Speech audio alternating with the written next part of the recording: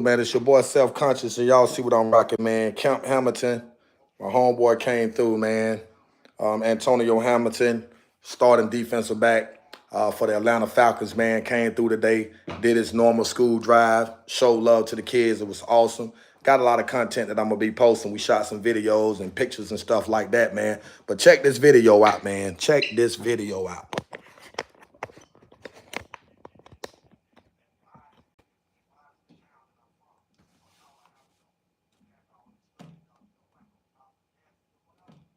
But they are emptying out. Rally's over. It's incredible, Scott, how quickly that crowd emptied out. When we were talking just moments ago, it was packed. And now when we just saw you recently, you can see that that area has been cleared. I can hear the yelling behind you, Scott. No doubt this is a difficult, frightening moment for everyone who was there, everyone across the country who was watching, for there to be shots to have been fired toward the president. And at this point, it's too early to know exactly what happened. We saw him reach up and touch his head. We don't know if he was hit. We don't know if he was grazed. We don't know if someone else was hit. You just told us, Scott, that you saw an ambulance at the scene. But this is a moment that is going to change the trajectory of this campaign. Already, so much focus had really been on this campaign on the side of President Biden. Now we are talking about the unthinkable, potentially former President Trump on stage as shots ring out here in Butler County, Pennsylvania. Scott, can you tell us a bit of what you're seeing now? What are people yelling behind you? No, they're yelling at us. Some of the members of the crowd are gesturing towards us and screaming vulgarities at the media. We're all in a row here on the rafters above the stage, above the seated area.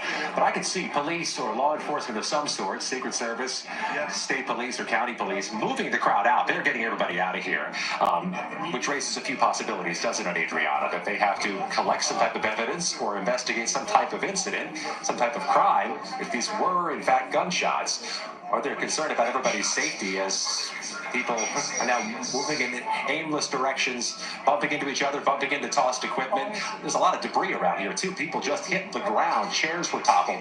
We jumped beneath our elevated stage. Cameras and stands and tables fell on top of us. It was a chaotic moment. I don't think that's overstating it.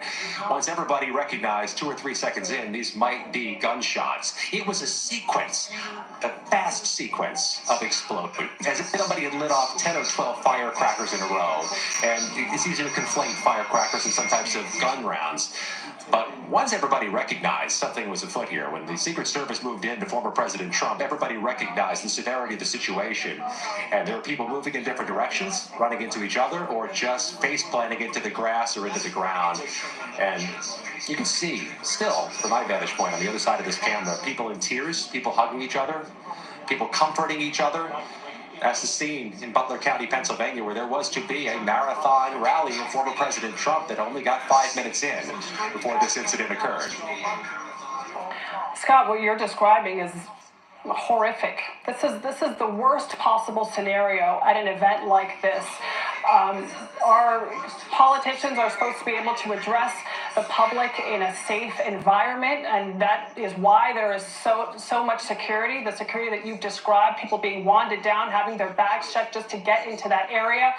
And, we understand why tensions are so high, why people are so emotional there. This is really just, it's a tragic moment. And when you were there, when it happened, Scott, you mentioned it sounded like firecrackers. How long did it take for people in the crowd to realize what was happening? I want to toss it over to... It took about 4 or 5 seconds for a lot of us to recognize that, first of all, firecrackers shouldn't be lit or ignite on an event like this, so there was something suspicious about it. Even though it sounded like firecrackers, there was a pretty quick realization this could be something much more dangerous. And let me be unequivocal about something. This is a security failure of epic, historic proportions. That there was some type of explosive noise. The former president had to be tackled and taken off stage by a Secret Service with blood appearing to come from his head. That a crowd of thousands at a presidential rally had to hit the ground, some of them colliding with each other, equipment falling on their heads and our heads at one point. No matter what this ends up being, This was a security failure at an event that is secured by the U.S. Secret Service and any number of other law enforcement agencies, where everybody in the space had to be screened and wanted by metal detectors and officers. It's just calamitous as a failure. And we're getting new reporting in, Scott. Our Olivia Rinaldi, who was there, says that they see some blood on the bleachers. We're also hearing, I'm just getting some more information here. We're also hearing that the president is off-site. And Jane, what did you just say? We now have Robert Costa joining us on the phone. Bob, what can you tell us?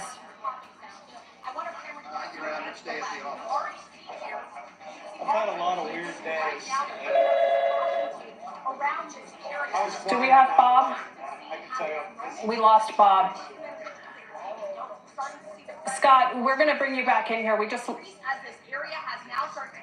Scott, can you hear me?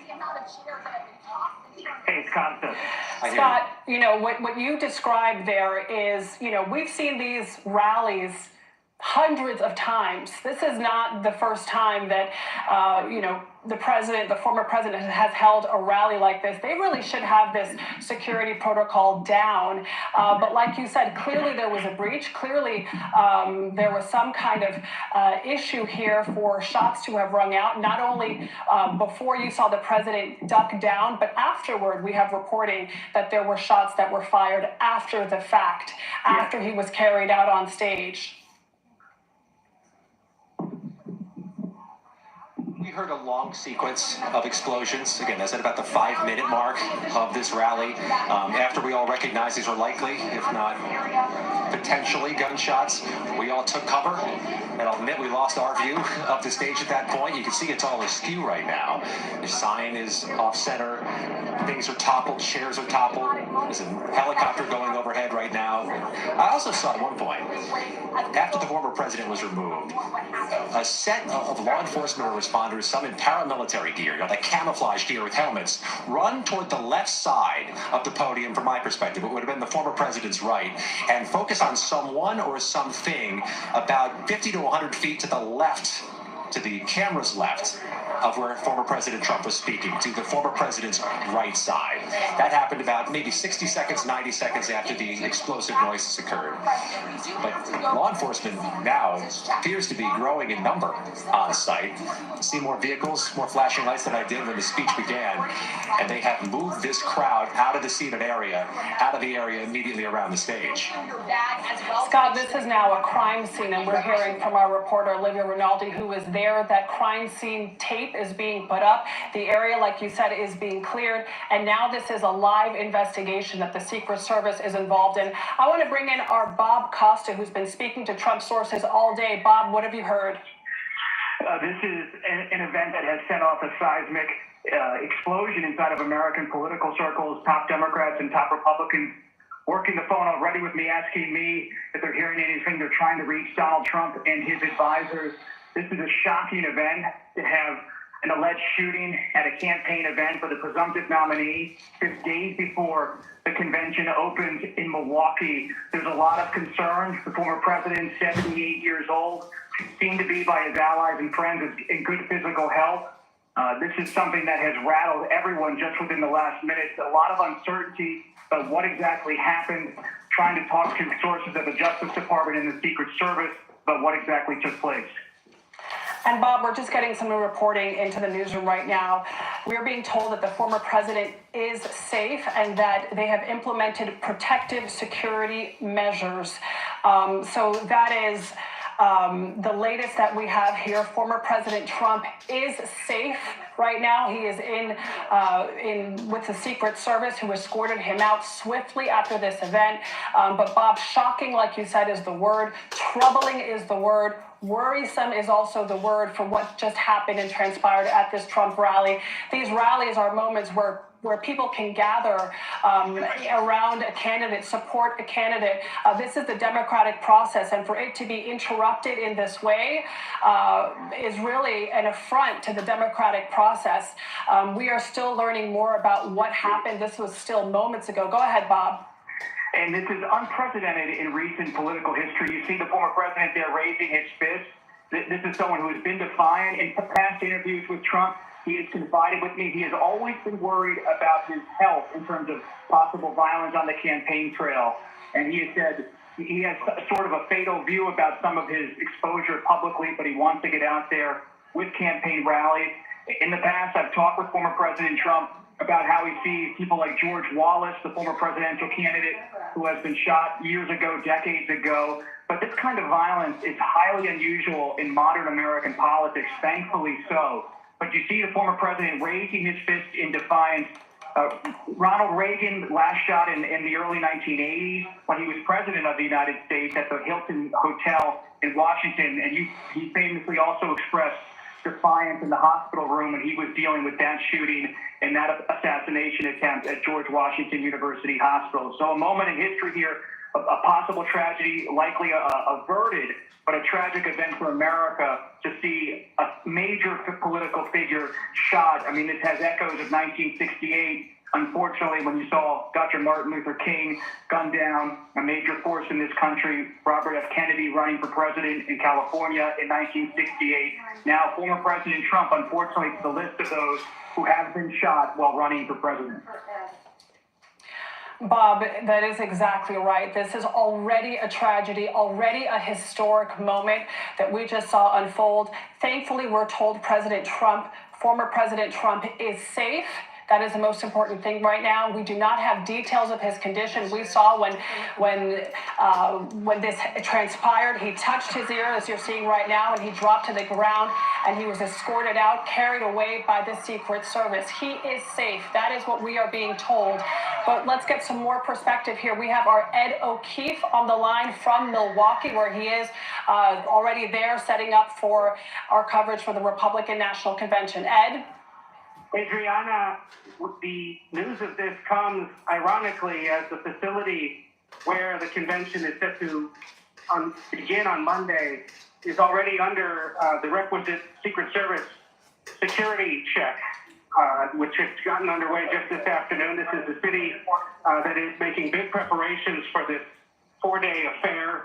We've seen local police out doing sort of runs through the streets on their bikes to get their sense of what streets have been closed and who might be out and about protesting or planning to.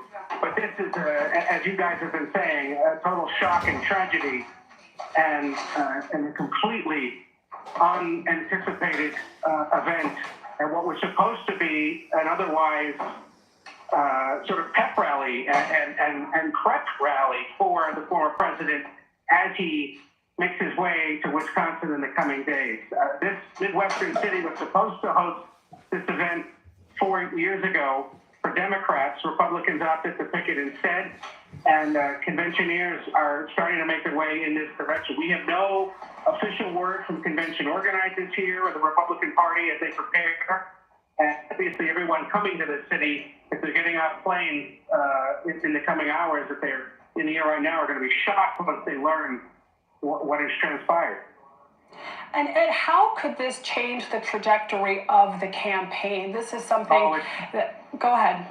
No, I mean, obviously that begs that question, but Adriana, there's just no way to know. To the point that Scott and Bob have been making, we all have kept in the back of our minds the possibility of something exactly like this unfolding in exactly this kind of setting. A large campaign rally, a small campaign event where somebody walks in and tries to cause trouble like this, especially in an era when, shootings have occurred at all sorts of public events in recent years.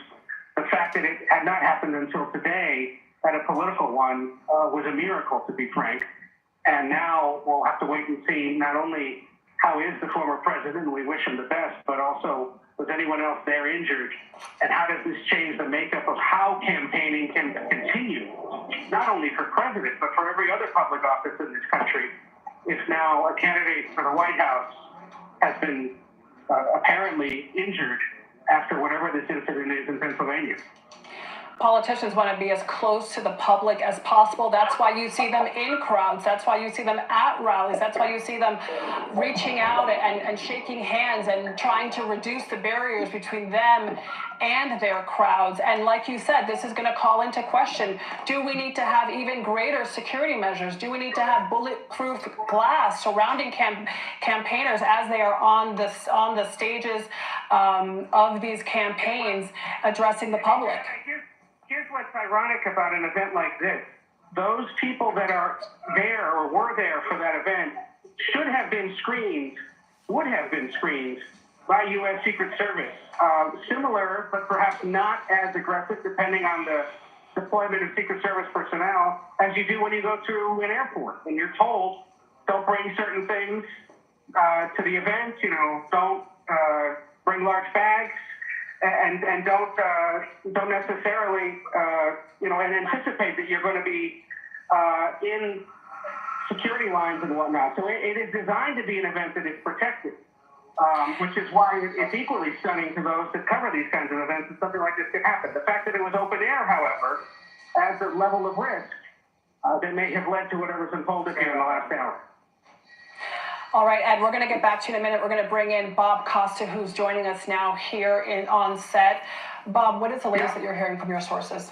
Every single Republican source now, and Democrats as well, are looking for updates. They know that former President Trump is in a safe spot, as you have reported, and our CBS News team has confirmed.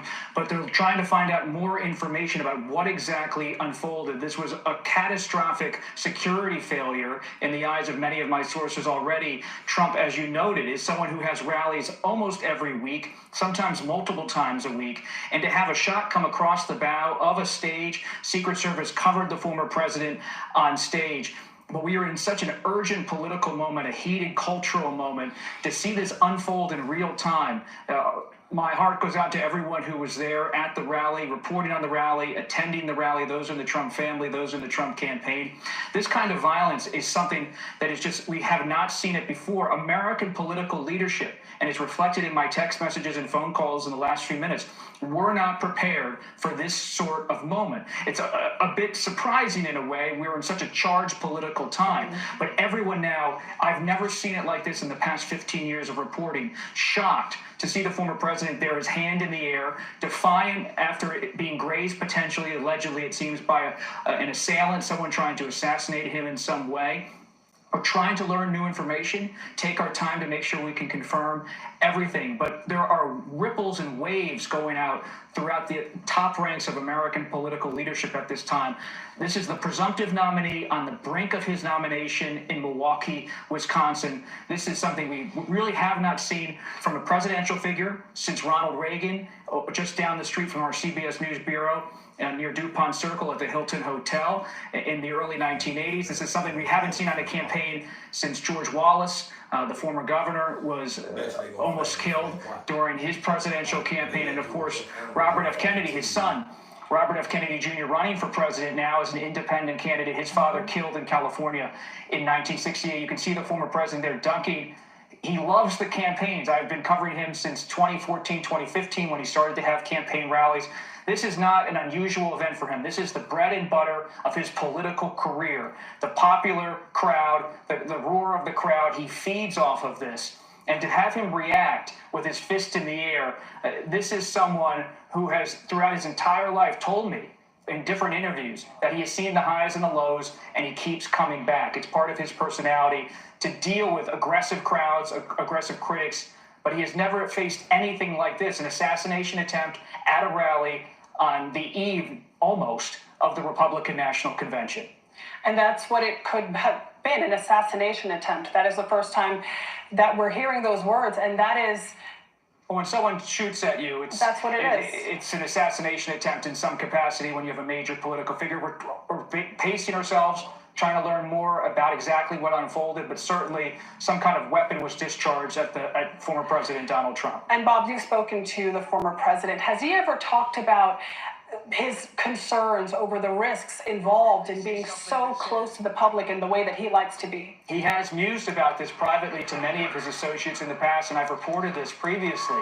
that former President Trump often wonders, by being so out front publicly, does he have some sort of risk? He has wondered, because he is such a different sort of political figure, not part of the traditional Republican Party, not someone who's welcomed by the political establishment necessarily in either party in some respects, what kind of violence he might face. But it has been something he's mused about versus something he's ever had to interact with publicly. But let's remember, he is 78 years old.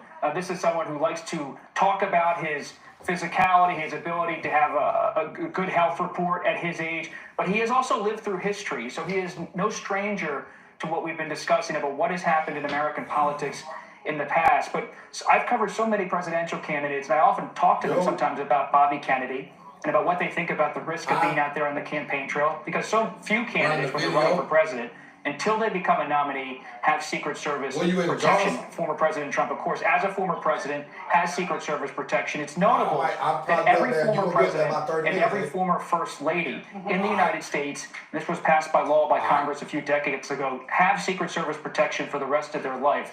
Former vice presidents do not necessarily have it unless there's a security risk. It's only former presidents and major party nominees who have that level of Secret Service protection. And Trump, heading into the convention, has an enormous footprint. If you ever cover Trump, it's car after car after car, multiple groups of agents. And for this to happen, again, a seismic political moment, a security failure at some respect. And everyone right now, I mean, I've never seen anything like this in the past year, at least, that everyone is wondering what happened, why, is Trump okay? We've reported he's in a safe place. But again, we're in the immediate aftermath.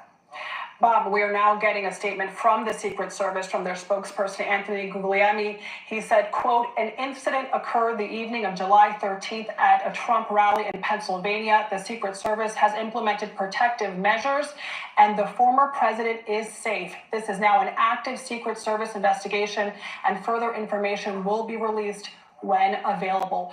The most important part of that statement is the former president is safe. This was, as you said, it could have been fatal. I don't want to talk about the worst possible scenario, but that's what it really was. This is where we are. These are the stakes in a situation like this. But we're being told from the Secret Service that the former president is safe. I want to bring Ed O'Keefe back with us. Ed, you are in Milwaukee ahead of the RNC. Ed, what can you tell us?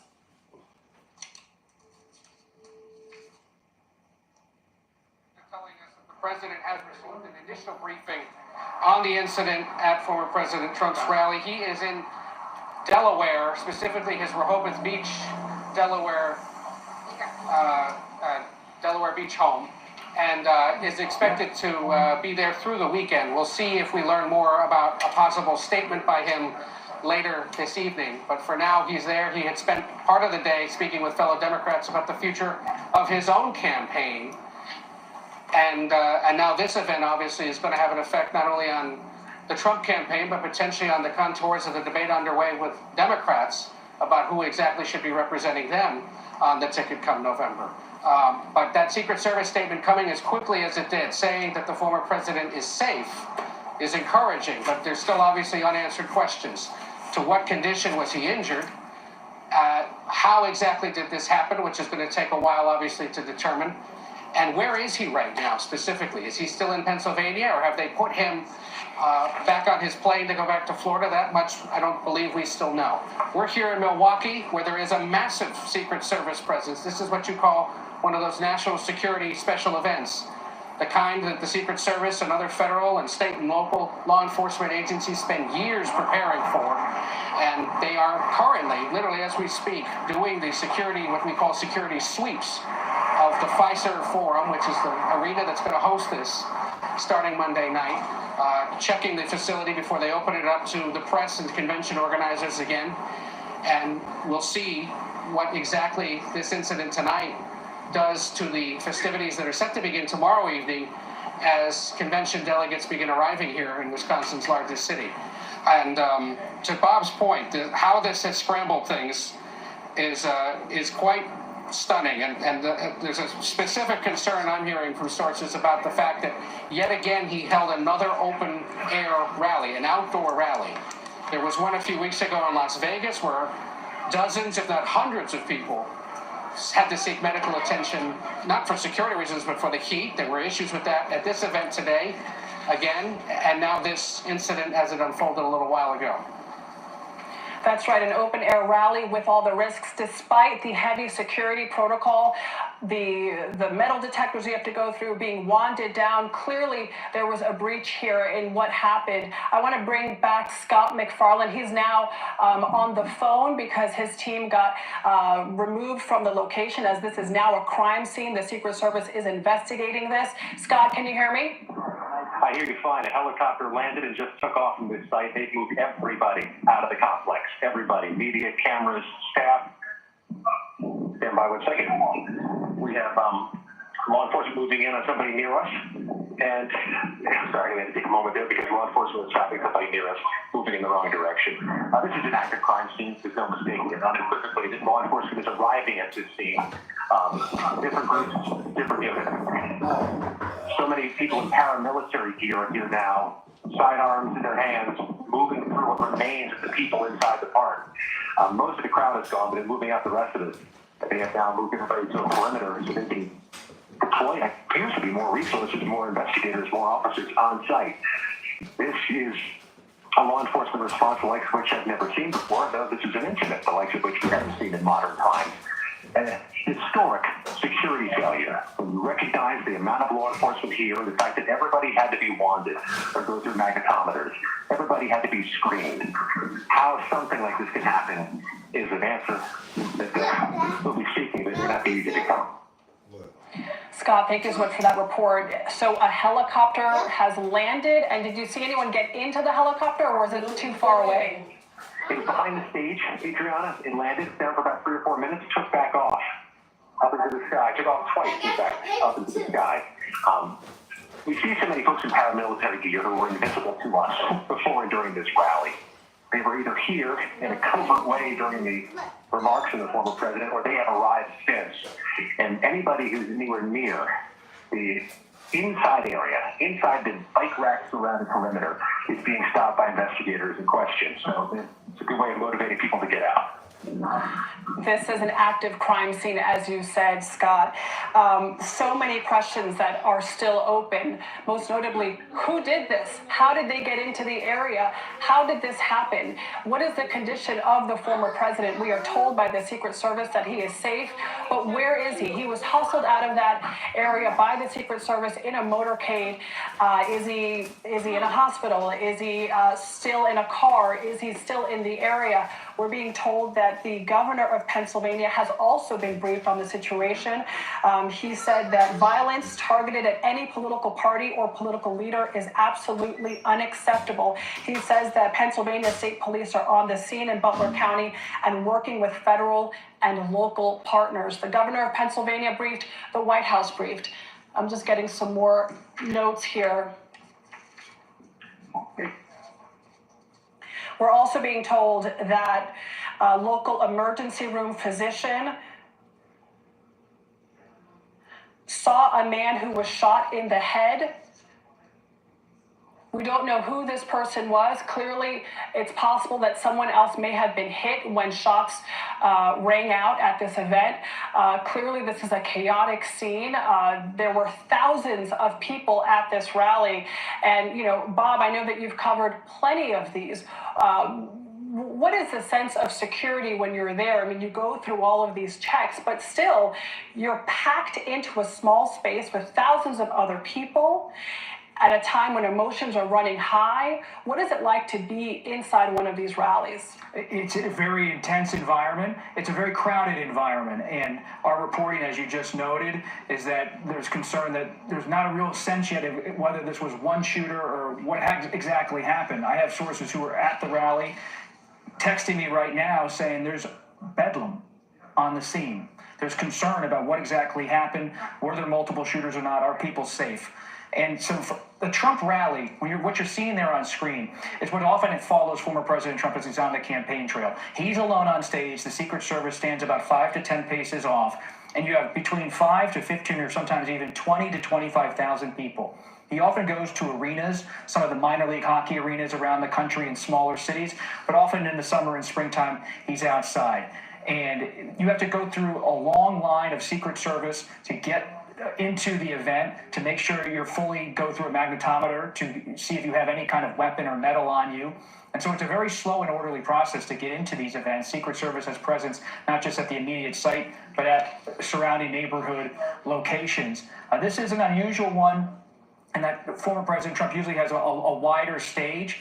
This is a bit of a smaller rally in the small area of Butler, Pennsylvania. And you bring up an important point. We don't know yet what the scope was. Who opened fire? Was there more than one person? Was there more than one person hit? We're seeing reports of someone else possibly conducting CPR at the scene, but it's just too early to know. We are still getting information in, but this is a horrific moment in American history. No matter what the outcome is, he is safe, we're being told, but it doesn't change the fact that this is truly historic. It's historic. We are watching something, political violence in real time, and the governor of Pennsylvania, Democrat Josh Shapiro, just said on social media, this has no place in Pennsylvania or the United States. You're seeing right now in this immediate aftermath a bipartisan outcry and outrage about what unfolded in Butler, Pennsylvania. The governor of Pennsylvania, Josh Shapiro, said, "I have been briefed on the situation. The police are on the scene. He's working with federal and state and local partners." We're told the White House, the president of the United States, Joe Biden, also briefed running against Trump in the race. And Bob, I'm going to jump in because we do have a statement now from a spokesperson representing former President Trump. It says President Trump thanks law enforcement and first responders for their quick action during this heinous act. He is fine and he's being checked out at a local medical facility. More details will follow. I'm going to read this one more time. This is a statement from President Trump's team. It says President Trump thanks law enforcement and first responders for their quick action during this heinous act. He is fine and is being checked out at a local medical facility. More details will follow. More details will follow, Bob, because this is an active crime scene. And that's why we're trying at CBS News to take our time to digest the information. We're getting the statements from the local leaders, the state leaders, federal law enforcement. But this is a fluid moment. You have still people on the ground, on the site of the rally in Butler, Pennsylvania. Crime and law enforcement officials are trying to piece together exactly what happened. You see the Secret Service ducking down there. It has echoes of what happened to President Reagan when he was shot by John Hinckley at the Hilton Hotel in Washington, D.C., the ducking into the limousine, rushing to the hospital. And let's remember, it's important at these moments, these crossroads in American history, especially those that involve violence, to not make guesses about what happened. President Reagan famously was in the limousine on the way to the hospital and said, I'm okay. But he didn't actually know the full extent of the damage that had been done by the shooter to his body. And so the Secret Service, as history has now shown us through many books and reporting, did the right thing by taking President Reagan to the hospital to make sure he got a full check, didn't take him back to the White House. In fact, years later, multiple Reagan books show if he had gone back to the White House after being shot, he might have risked death. And so these are very fluid moments where even the person involved sometimes doesn't have the full grasp of what exactly has happened. We're trying to learn more and more. And we do know that he is being checked out by medical officials to determine the extent of his injuries, if any. It is possible that he was just grazed. It is possible that it was more than that. This comes on a day when we were expecting potentially news on who he was going to announce as his vice presidential pick. You and I spoke by phone this evening to learn about your reporting, and we have statements here from some of the top contenders. Senator Marco Rubio has tweeted on X, "We are praying for the president and all of those attending the rally in Pennsylvania today." Doug Burgum has tweeted, "Please join Catherine and me in praying for President Trump and his family and everyone attending the rally today." J.D. Vance, senator from Ohio, saying, "Everyone join me in praying for President Trump and everyone at that rally. I hope everyone is okay." That is a sentiment that is being echoed across the country, across the world, I am sure. But this is the worst possible scenario. This is, as you said, political violence unfolding in front of us. It is something that has not happened so thankfully in recent presidential cycles. As a reporter, you're almost sometimes attuned to how Secret Service has a constant presence, but luckily it has not been something you think about, that you're on somehow the precipice of violence when you're covering a rally for President Biden or for former President Trump. I'm getting text messages from people who were at the rally, and of course we're going to be careful here, but there is concern among those who were there and those who were talking to those who were there about whether some people in the crowd might have been hit as well or affected in any way by the violence that has unfolded today in Butler, Pennsylvania. Former President Trump raising his fist in defiance. This is a moment for Trump supporters as they talk to CBS News tonight, where they feel like he is determined to carry on in this race, but they're still just stunned and shocked. When a president or presidential figure is facing an assassination attempt, the nation is on the edge, even if they dislike that person deeply on a political level. If you think about that moment on CBS News in 1963 when Walter Cronkite took off his glasses after President John F. Kennedy was assassinated. Thankfully, in this instance, former President Trump, based on the statement from the campaign and Secret Service, is in a safe place, isn't somehow being treated for the injury. But you could see blood visibly on his face based on CBS News' footage and on photos that have come out of this event. He is walking there. He walked, raised his arm several times as he made his way off the stage. But you are watching history unfold. Tragically, it involves violence this time. And it is a reflection of our time. Emotions are running high, and this is something that so many people worried about on both campaigns. These are highly charged times in our political reality, and these are large events. These events are meant to be large. They're meant to draw a lot of people, and these are the types of events former President Trump, as you said, likes to conduct. I want to recap for everyone who just might be joining us now. Former President Trump has been escorted away from a rally in Butler County, Pennsylvania. This is after shots rang out on the scene. He ducked, was escorted away quickly by the Secret Service, bringing his hand to his head. It is unclear if he took a direct hit. It is unclear if he was grazed, but we do have a statement from his campaign. I'll read that now. It says, President Trump thanks law enforcement and first responders for their quick action during this heinous act. He is fine and is being checked out at a local medical facility. More details will follow. I also want to follow up with a statement we received from the Secret Service that says an incident occurred the evening of July 13th at a Trump rally in Pennsylvania. The Secret Service has implemented protective measures and the former president is safe. This is now an active Secret Service investigation, and further information will be released when available. But the question remains, how large was this incident? How did this assailant get in or was able to access this area, given how heavy the security is, and how many people were shot, if anyone? And what makes this different is it involved what allegedly appears to be the active discharge of a firearm, if not multiple firearms, but at least something grazed former President Trump, bloodied his face in some capacity. There have been assassination attempts not only on President Reagan. You think back to when President Biden got into the Senate. He was elected in 1972. Soon after, in 1974, Gerald Ford becomes president after Nixon resigns. Ford has multiple assassination attempts against him when he's president of the United States. But in recent history, we haven't seen firearms involved. This is what makes this moment so drastically and unfortunately different. You remember when George W. Bush was president, someone threw a shoe at him during a news conference, angry about his conduct and his handling of wars in the Middle East. But this involves a firearm. And you have former President Trump as someone, he grew up in New York, in Queens, Jamaica, Queens. He was a student of history based on my conversations with him growing up. He thought about the presidency. I've spoken to him at length about former President Abraham Lincoln. In 2016, I had an extensive interview with him where we talked about Lincoln. Lincoln, of course, killed just down the street here in Washington, D.C. at Ford Theater. But this is a campaign event. I mean, this is something that is not just happening in an isolated event with the president. This is so unusual to have a former president running again for the presidency. It's something we really don't see in the past century in American politics. And we talk about guns in this country, and it's a time when gun control is on the minds of Congress. But this has a historical, tragic element, and we're still trying to learn more information. Absolute chaos, though, on the ground in Butler, Pennsylvania, based on reports from those who were there, texting me and talking to CBS News, worried about other people who might be victimized by this attack.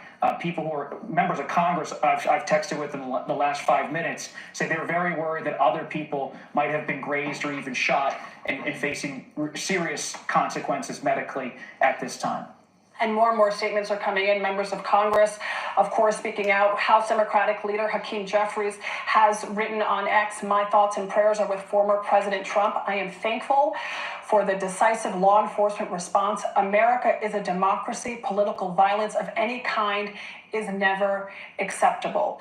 These are the sentiments being echoed here across the aisle at a time like this, of course, where everyone is coming together. Everyone is going to unify. I want to bring in Caitlin Huey-Burns from Milwaukee, where she is getting ready for the Republican National Convention. Caitlin? Adriana, good to see you. Yeah, we're here where thousands are going to descend upon Milwaukee in just a couple of days here. Donald Trump is supposed to be nominated for the third time as the party's leader here. I can tell you that just on Tuesday, I was covering a Trump rally in Miami. And just to give you an idea of what these kinds of events are like, the security is, of course, extremely tight. You have to go through magnetometers to be able to get in. But it is also important to note that these rallies take place outside. There are thousands that come, up to thousands that come, and they're outside in vast spaces. People are there all day, usually waiting. The other night when I was there, it was a night event. People had been waiting for hours and hours and hours outside to see him. I should also note that there have been children present. I've noticed more children present at the rallies that I've attended covering the former president. This, as Bob just described, of course, is a shocking event. There are no words. I've been texting with members of the former president's team. They have sent us that statement, which you have read, and so we are keeping updates on his condition and on the condition of anyone else on his team. As you saw also, which is prevalent at these rallies, is people are invited to stand behind him. And so the idea, we'll obviously be reporting on what kind of security measures were taken here. But this is just significant because Trump really prides himself on these rallies. They have become frequent in his presidency, but he is expected to come here very shortly, in just over 24 hours, to be here in Milwaukee. We are outside the security perimeter for the convention, but security is already very, very tight here, and so we are waiting to see further precautions being taken. Caitlin Huey-Burns joining us from Milwaukee. Caitlin, we'll check back in with you in a minute. Bob, do you have new reporting? Yes, I just got off the phone with someone who was backstage with former President Trump at the rally, Congressman Mike Kelly of Pennsylvania, a Republican. He just spoke directly to CBS News. I asked the congressman if I could quote him on air. He gave permission. He said he was backstage watching Trump. He said he was waiting there with a few other lawmakers to see if former President Trump was going to begin his speech. He said everything was calm. And then he said, quote, a couple shots rang out. Shots just rang out. And everyone saw the president go down. He was watching from just a few steps away as Secret Service agents fell on top of former President Trump. And he said everybody just dropped who was in the stage area. People around me. He says, quote, I believe a lady who was next to me was hit. Other people were hit. This is a quote from Congressman Mike Kelly of Pennsylvania, a veteran House Republican who was at the event with former President Trump.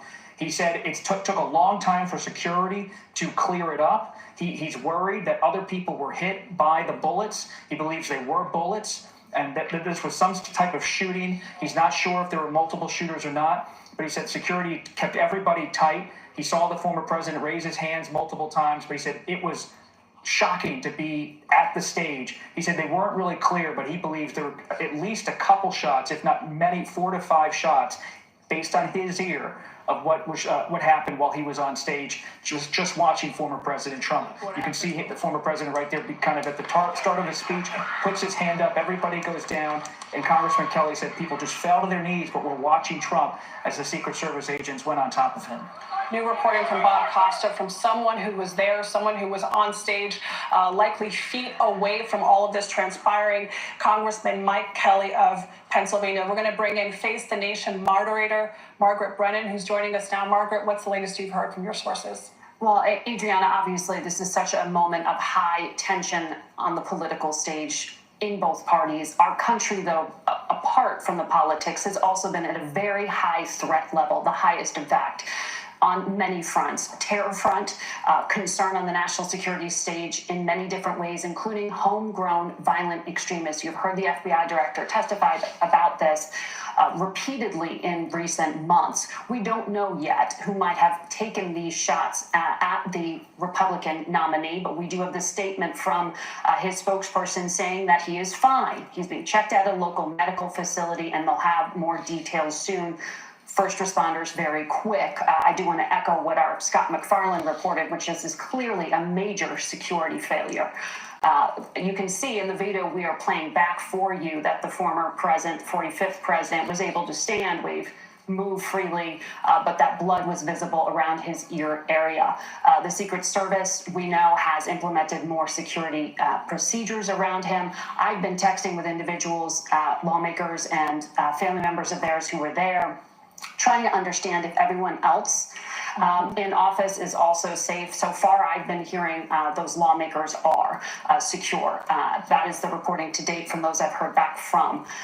But we are going to continue to make calls, Adriana. I just want to put that in broader context, that we are in a heightened threat environment. We knew that. We have heard that repeatedly from the FBI. Warning and warning and warning recently in front of Congress. Homegrown violent extremists who could be radicalized inside or outside this country. We just don't know what the motivations here. Obviously, the context within a political rally is key, particularly in a battleground state like this one, at this moment, on the cusp of what is basically a week-long extended media focus on Donald Trump. And Margaret, we're getting new reporting in that says that the gunman has been neutralized by the Secret Service. We're going to bring in former DHS official Sam Vinograd, a CBS News contributor who can tell us what she's been hearing. Sam? Certainly. I connected with a senior government official who did indicate that the former president is safe, but I want to talk a little bit about what is happening in real time right now. This is an intelligence and operational failure. The Secret Service and the FBI are deeply aware of the heightened threat environment that Margaret was just articulating, both as it pertains to foreign terrorist organizations and individuals inspired by those foreign terrorist organizations, as well as domestic violent extremists with anti-government sentiment. Because of that, the Secret Service and FBI are consistently monitoring intelligence to try to mitigate threats and enhance operational security. It is clear that the intelligence picture heading into this rally was not what it needed to be, and it is also clear that the operational measures to protect the president were insufficient. Now, we believe, my sources are telling me that this is still an active threat stream, even if the perpetrator has been neutralized. We do not know, and the Secret Service and FBI are likely investigating, whether this individual acted alone and or whether there are any ongoing threats associated with this perpetrator to other targets, the president's family or others. So that will be actively investigated, whether this is an individual threat or there are other active threat streams associated with this individual. Now, from an operational perspective, the U.S. Secret Service, as well as other law enforcement entities that protect other kinds of government officials, will be upping their operational posture to ensure that their protectees are safe, and that this does not spur any kind of retaliatory action by Trump supporters or individuals inspired by these activities to try to engage in malicious activity of their own. So this is, to put it quite simply, one of the most significant threats that we have seen materialize in this country in decades, and our law enforcement community is upping their operational posture to try to mitigate threats while this active investigation is underway.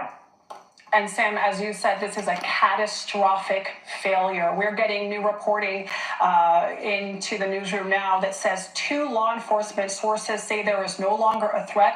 The suspect is either dead or in custody. That is unclear.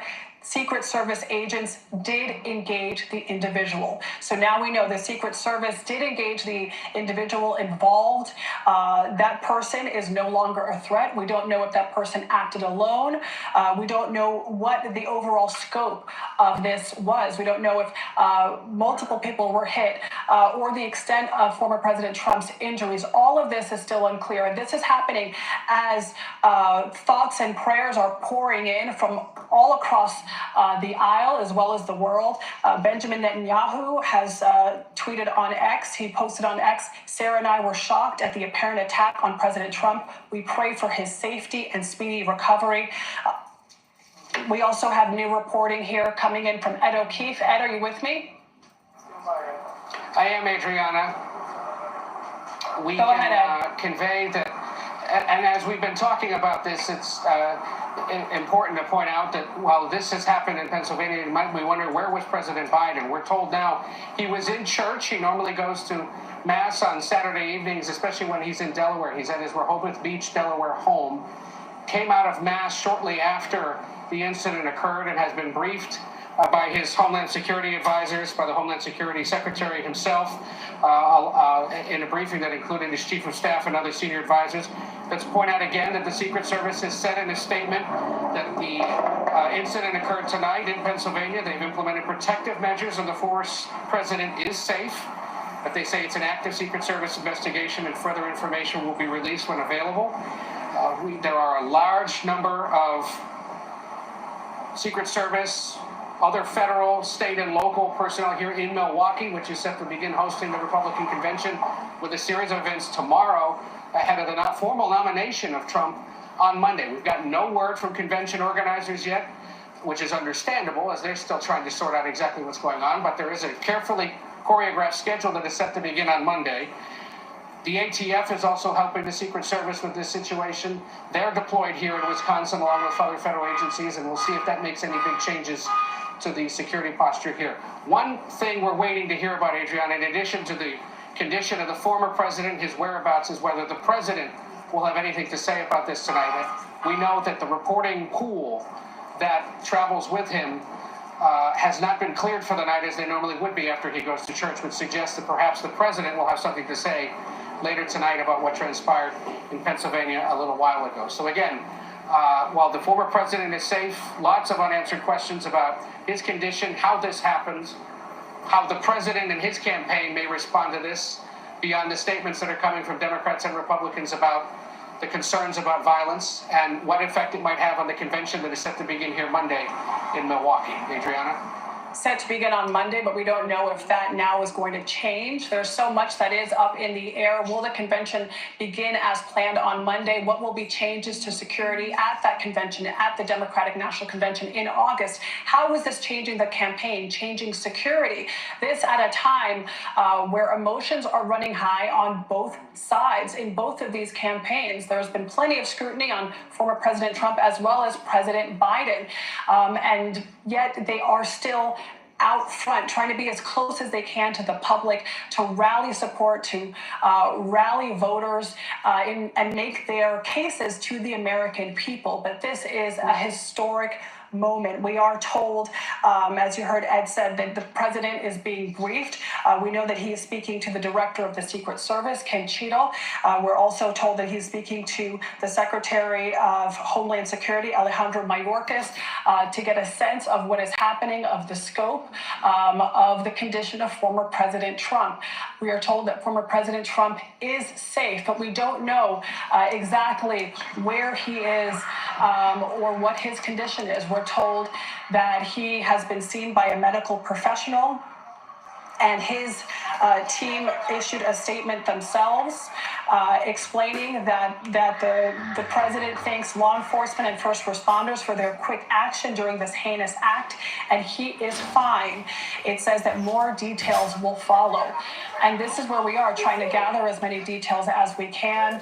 Our Bob Costa has gone to so many of these events. He's covered these rallies. He understands really just the feeling in the air, Bob, of when you're there and there's so many people. And, you know, President Trump supporters, are known for how passionate they are. What is what does it feel like when you're actually there? What is that that atmosphere? There are people who follow former President Trump's rallies across the country, almost like some people follow musicians. It has often reminded me, as a Grateful Dead fan, of how people would have the fervent following for the Dead. That a lot of people have the fervent following for former President Trump. They'll go from city to city, arena to arena.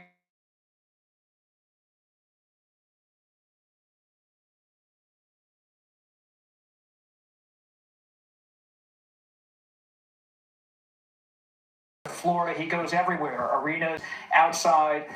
He's unlike most politicians. He focuses on rallies as the place where he can really bring his people together. So, and there have been incidents in the past of some unruliness at his rallies, protesters, disruptions, but nothing like this. And even though it's always Secret Service protected, this is something at an entirely different level. Someone discharging a firearm, it appears to be, at the former president and perhaps at others there.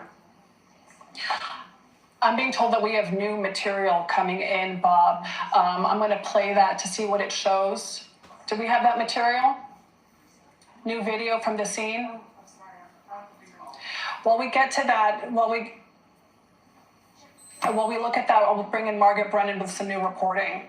I've just been trying to make phone calls to make sure everyone is safe. The Senate candidate, Dave McCormick, who is in that front row, has confirmed that he is safe at this rally, but there are reports of other individuals in the area who did have contact here of some sort, injuries of some sort. So I'm just trying to call lawmakers to confirm their whereabouts. But what you can see, and as you have been seeing, our inboxes are just exploding with emails from Democratic lawmakers, the Democratic governor of Pennsylvania, Josh Shapiro, coming out condemning political violence, the governor of Michigan, Democrats very quickly to condemn this act of violence, to distance this from their political party in any way. There is no suggestion that there would be a connection, but they are very clearly trying to, out of the gate, say that there is no place for political violence in our politics at this moment of such high tension.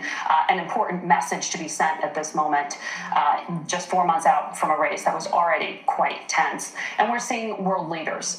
We're seeing the Hungarian prime minister, the Israeli prime minister, others describing this as an attempted assassination of the former president, current leading candidate, not just for the Republican nomination, but potentially another 4-year term. And Margaret, I'm just getting an email now from CBS News contributor Richard Esposito. This says that according to multiple state, local, and federal law enforcement sources, the shooter who fired at Donald Trump was, quote, neutralized, as we have reported, by U.S. Secret Service agents. This was most likely from a counter-assault team. Multiple spectators were wounded and injured, at least one in critical condition. This is all based on initial reports, but what is happening now is we're starting to piece together what is it that exactly transpired. This is an active crime scene. It is, and our reporters who follow every movement that the candidate makes, Jake Rosen, Olivia Rinaldi, were there. They saw it happen, they heard it. You can see from that very rough video that they dropped to the ground. And by the way, political violence is not necessarily a norm in this country, but let's put this in the context of not just the moment we're in, but what we as reporters have been preparing for, which is the expectation that in this election cycle, there very well may be political violence. And our reporters do train for that now. That is something you do typically when you go overseas to cover an election, but now our reporters are doing that to cover these rallies, to cover political conventions. And so we are happy to know that those two reporters are safe. But as we're seeing from the video, they are feeding in. I just watched one of the videos Jake Rosen saying, and he's talking to attendees who are clearly traumatized. And one gentleman, I'm sure we'll have it soon here at CBS News on Air, had a shirt that clearly had blood on it in some capacity. And so you're seeing reporters doing their jobs for CBS News and other outlets, but you see those attendees just rattled by the experience of being part of a violent event. Because even if there was an intended target, as there appears to have been, to have a shot like that, multiple shots at a very well-guarded stage, there were people in the area who were also hit, which suggests, and if you could hear it, it didn't sound like an automatic weapon, but there were others that were hit in the area. And we are being careful, and when we are reading these initial reports and editing, I would have to say, some of the graphic detail that we are getting from some of our reporters on the ground. And we're just getting a new update that from our reporters, Olivia Rinaldi and Jake Rosen. I'm sure you're getting this update as well, that people are being escorted out. Jake Rosen spoke to an emergency room physician who saw a man shot in the head with brain matter on the ground. That's according to an ER physician performed CPR, but he did not. He's dealing with that at this moment. That's Jake Rosen, our report. To be clear, Jake Rosen, our reporter on the ground in Butler, Pennsylvania, has spoken to an emergency room physician who saw a man shot in the head with brain matter on the ground. That's based on Jake Rosen's reporting. Jake looked at the camera after the incident, saw blood coming from Trump's ear in some way. His neck. Jake was on the scene. He was our reporter on the scene. Scott McFarland, who has been on the ground doing excellent reporting as well, heard, in his view, 8 to 10 explosions based on his reporting. He said the crowd ducked based on his reporting notes, hit the ground when a popping sound occurred. To Margaret's point, there was a popping sound.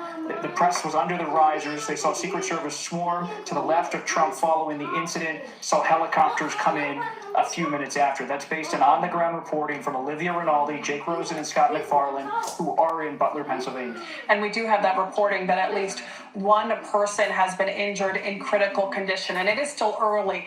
A lot more details will come out. People's conditions change. They go up, they go down. We'll learn more about, hopefully, President Trump's condition. We are told he is safe, but we don't have the details. Was he hit directly? Was he just grazed? We're now being told that Vice President Kamala Harris has also been briefed on the incident. We know that President Biden has been briefed by members of his cabinet. Now Vice President Harris has been briefed. She was also addressing crowds today at her own rally, as was the First Lady. All of these figures out on the campaign trail as this campaign heats up.